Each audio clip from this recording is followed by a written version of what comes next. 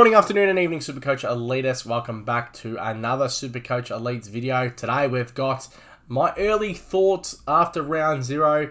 Disclaimer, my team's going to change probably a shit ton before the end of the week. And the potty will alter. We'll have my real thoughts after a lot of study and research after the weekend's games. However, I thought I would bring you my team sitting on the screen right now of what happened post round 2. I think the only real kind of it's actually a couple of big changes, to be honest.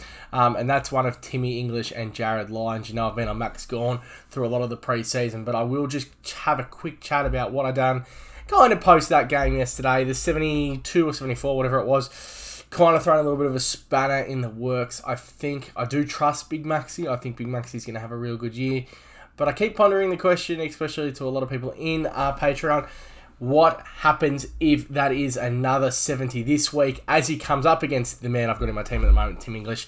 I had some cash there after Kitty Coleman got injured. Excuse me. Horrible injury.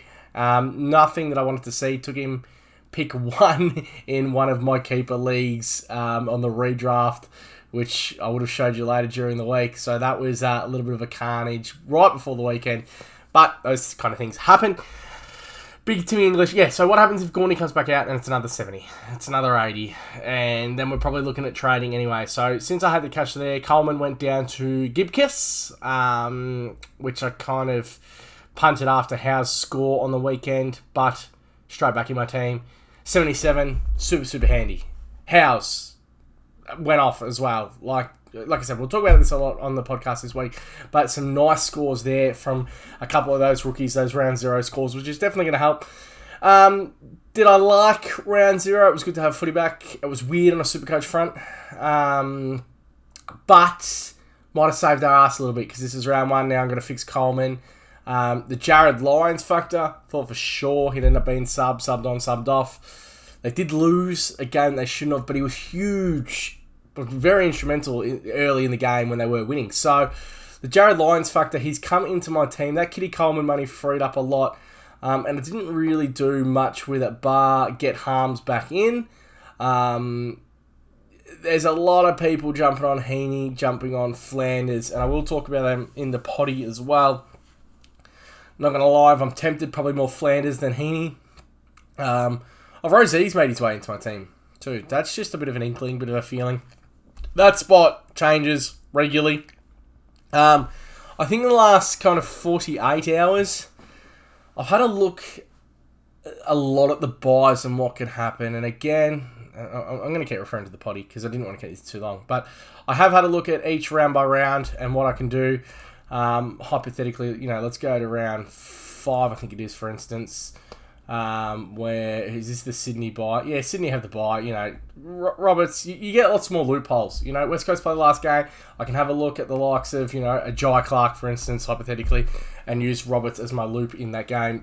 Decide between Clark and Reid for that on-field score. Husway, those kind of things as well. So, I kind of have had a bit of a shift focus this week to the buy structure. Whether that becomes Rosie, I loved the look, and I have loved him all pre-season of the GWS boy gone blank here. Tom Green, sorry, all year, and that's what it does look like with Green in the team. So there's a lot of people that are running that. My structures probably is a little bit short in the midfield, but that's okay. I've gone very, very deep with a lot of these mid-prices. Fife, Jordan, Harms.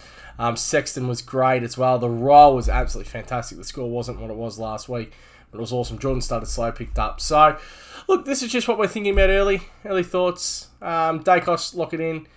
Still going to run with Yo. So I'm kind of liking, attacking a lot of those wins early, and I think I can get it done. But leave some comments below. Let me know what you like, what you don't like. I know there's going to be a lot of people that say it's too short in the midfield. However, good luck trying to sort out one of Lyons, McKercher, Sanders, Huswaite, and Reid on the bench every week. So I think the cash gain, the cash generation with the on-field points between a lot of these rookies is going to be insane. I think the fact that we get the loopholes essentially all the way up until round 6 will be awesome. We're then going to have the DPP kick in. And I think this is the big one. So come nice and early. Roberts is going to go down back. Sexton's going to go down back. So hypothetically here, my situation will be I will move one of these players early, probably the least performing one, come after round 6.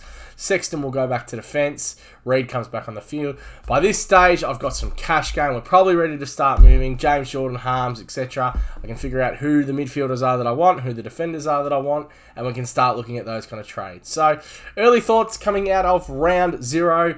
Jump on the potty. The potty should be out in the next 24 hours. You'll get a recap of every single game, what we thought, what we're looking at coming into the weekend. It's going to be a busy week. Jump into Patreon at patreon.com/SC Elites.